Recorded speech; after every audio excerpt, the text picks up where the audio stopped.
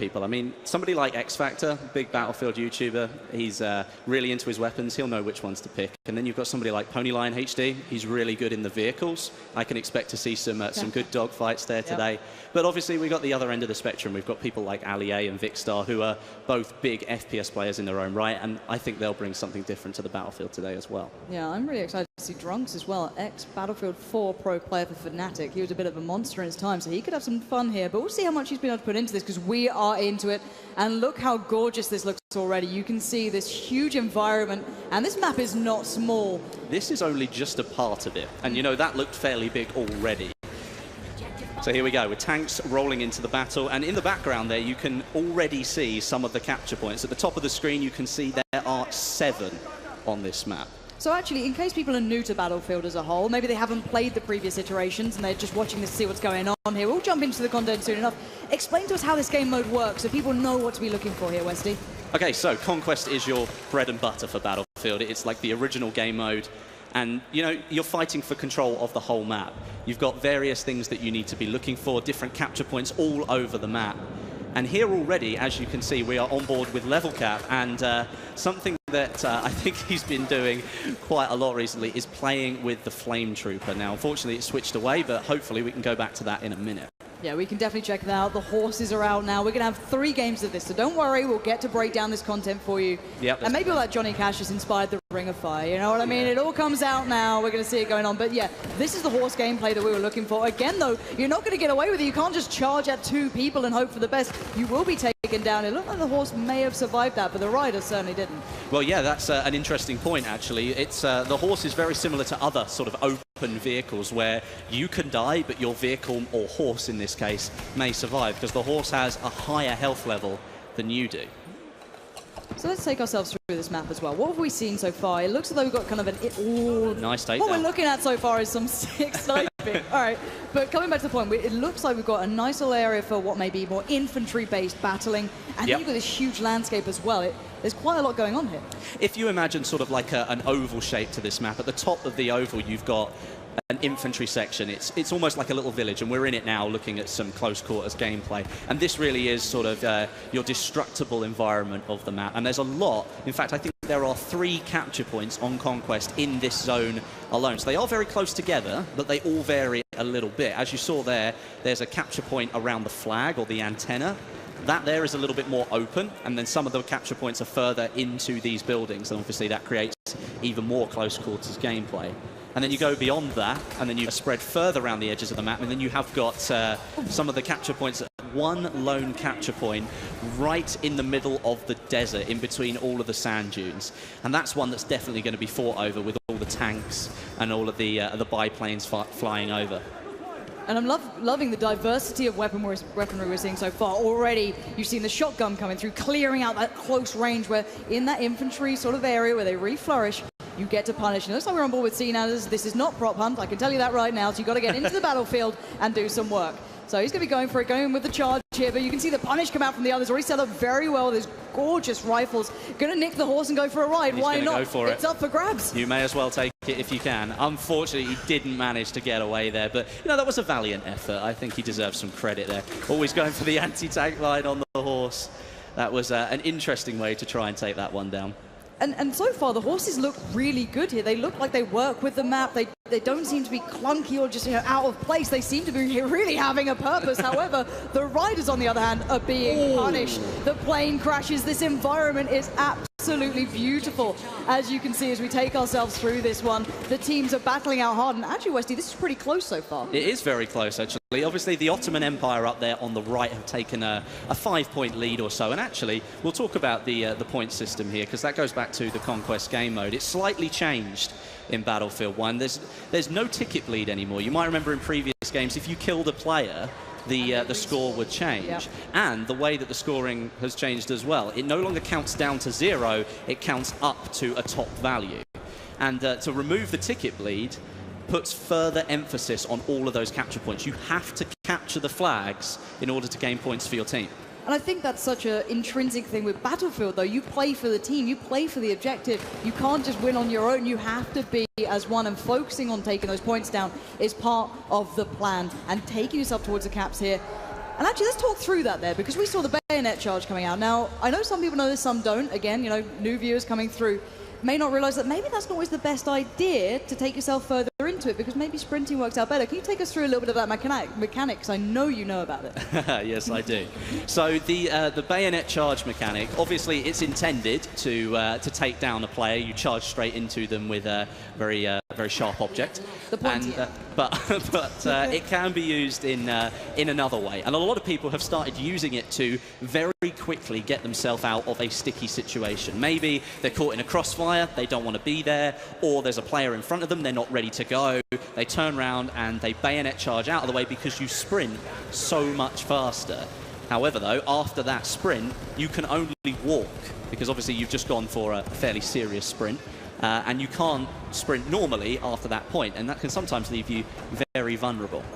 Well, we're going to be seeing that up-close action here. The melee comes out, an absolute takedown comes in. That was lovely to watch. However, the tanks are doing the major work. I think that's actually X Factor in one of those, driving around, doing everything they can. But there are counters to this. Now, maybe new players that are going, well, how do you deal with a tank? You know, I'm just a man, but there are ways to get around this, isn't there? 100%. I mean, there are specific classes that are actually built to deal with that, and in this game, you're looking at the assault.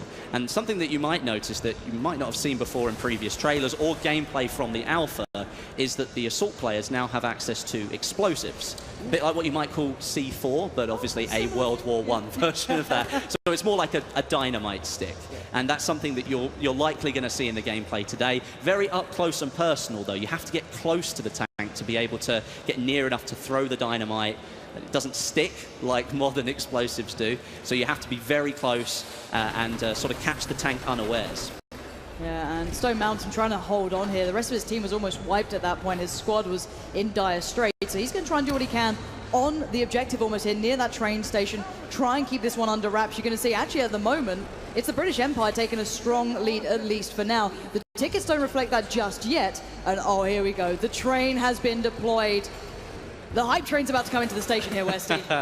Yes, this is actually a really interesting bit, because even though it's a behemoth, and yes, it's designed to change the game, it really depends on how you use it. If you don't use it correctly, then you could actually leave yourself more vulnerable. It could go very quickly indeed, and then you've lost your chance to sort of change the tide of the battle. And let's go down that route, actually, because we're going to see it in action very, very soon. The point is, it doesn't really get to the capture points, does it? It only really goes by one. It has an effect on a second. It does do damage. There's no disputing that. Here comes the train now. And yes, it is on rails for anyone else out there who wants to make a joke about that. No, it is on rails, and it features 6 different seats, plenty of cannons on the side. It's actually got an anti-air cannon as well, so it is extremely powerful, not only to ground units, but people up in the sky really do need to pay attention as well. Now, speaking of up in the sky, though, there has to be a counter to this, as you said. There are ways to play around these behemoths, because we saw on that first map, people were kind of unsure how to deal with it the first time. Then you see that everyone coming together, taking it down and working through it. How do you deal with that train?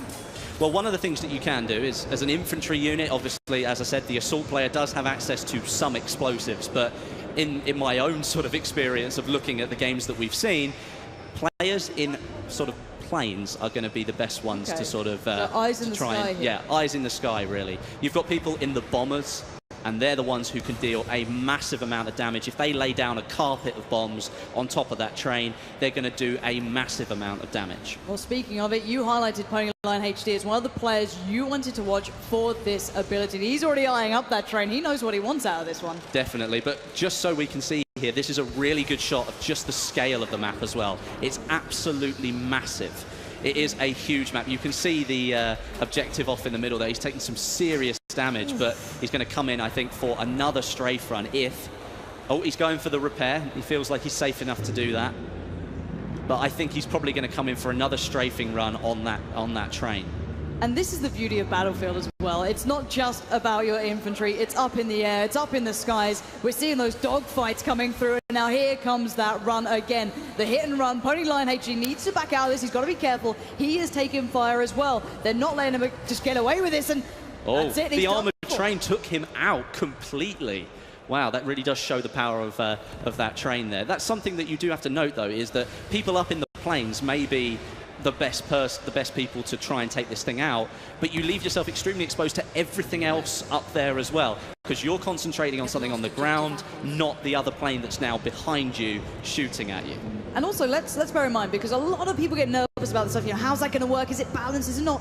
Keep your eyes on the tickets. They haven't gone drastically in one favor. It's more even the scoreboard. It's meant to be able to turn the tide of the war almost, and oh, we've got a little bit of action. Cyber Wolf and whiffs the pistol shot. You're going to get punished there. The MP18 trench gun is going to deal with you very swiftly. They tried to go for like a sneaky melee kill, but it didn't quite pay off. And you know what? It happens to me all the time. You try and go for it, and then the person turns around at the last minute, and of course they're the one standing there with a fully automatic weapon whilst you've got a bolt-action rifle. So, and that again is the beauty of Battlefield. It's the rock, paper, scissors mechanic. Everything has a counter. If you're going in for the melee, you better be aware that that person could turn around at any moment, and you've left yourself extremely vulnerable.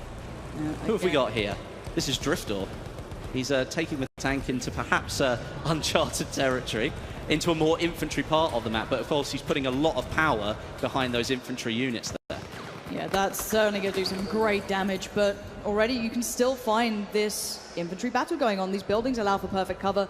The map, however, does change. The cover, it just completely removes itself throughout this battle. And again, you can see here on the ground to the right-hand yeah. side, you can see the craters that have been formed in the ground. That could have been from a dumbfire rocket from the plane. It could have been the anti-tank grenade. There are so many things that you need to be aware of in this game, and terrain deformation is one of them. Suddenly, you might be able to use that as cover, but on other occasions, and most likely that cover has just been taken away. Yeah. It's interesting to note that that train was still going at that point, because the match has moved on a fair bit, but the train was still there, plucking away.